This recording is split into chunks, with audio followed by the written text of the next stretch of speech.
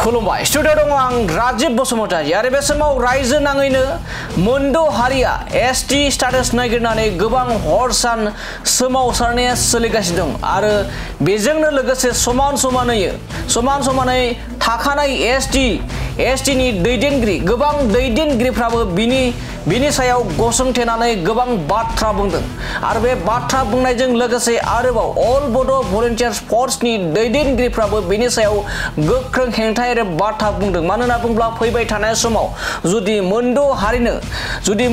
हारिनो ST होयो अब्ला जोंनि थाखानाय एसटिफ्रा जेबो खहा जानो मोननाय नङा होननानै गोख्रों हुमखि होदों बे समाव अल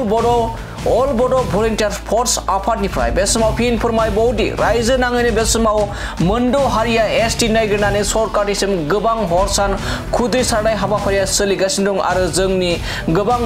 थाखानाय एसटिफोरनि गोबां दैदेनगिरिफ्राबो एसटि होनो नागिरनायनि सायाव गोबां गसंथेनानै बाथ्रा बुंदों थिग बेबायदिनो अल बड' भलन्टियार्स फर्सनिफ्रायबो गसंथेनानै गोख्रों हेंथायारि बाथ्रा बुंदों आरो बे बाथ्रा बुंनायानो जाहैबाय जुदि एसटि होयोब्ला जुदि मोनद' एसटि होनायाव जोंनि थाखानाय एसटिफ्रा जेबो आसुगुर गावगासिबो खहा जानो मोननाय नङा होननानै बे समाव अल बड' भलन्टियार्स फर्सनिफ्राय गोख्रों दाबि खालामदों नाथाय बे समावनो मोनसे मख'नांथावदि आथिखालनि बिटिसिनि सिएम हाग्रामा महिलारि बिथाङा थांनाय 2016 मायथाइयावनो गासै मोनद' हारिनो एसटि होनांगौ होननानै मिरु सरकारनिसिम दाबि दैखांनायबो बे समाव नाथाय जोंनि बर' हारिनि गेजेराव आरो गोबां एसटि हारिफोरनि गेजेराव बे बाथ्राया सिखारगासिनो दं होननानै बे समाव गोबांनो मिथिगौ एबा बेनि सायाव गोबां सोंखारिनाय बिदान्थियाबो सोलिगासिनो दं दानिया फैदो बिदिब्ला अल बड' भलन्टियार फर्सनि दैदेनगिरिफ्रा मोनद' हारिनो एसटि होनायनि सायाव माबायदि बाथ्रा बुंदों जों एबा माबोरै हेंथायारि बाथ्रा बुंदों जों बिथांमोननिफ्राय आबुङै खोनासंग्रोना लादिनि जिथुनाखि बार्निं इस्यु 6टा जनगोष्ठीक जेनाखि অসম सरकारे भारत सरकारे एसटिर मर्যাদা দিব বিচাৰিছে তাক আমি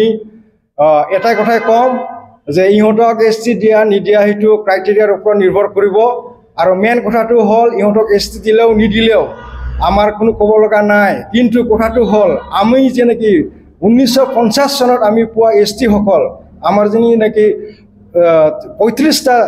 এসটি পোৱা জাতি আছে প্লেনছ আৰু হিলছ মিলাই ইহঁতক যেন একো ক্ষতি নহয় ইয়াকে লক্ষ্য ৰাখি এসটি দিয়ক নিদিয়ক এটা আপোনালোকৰ কথা কিন্তু এসটি দিলে যেন আমাৰ একো ক্ষতি নহয় আৰু লগত মই এটা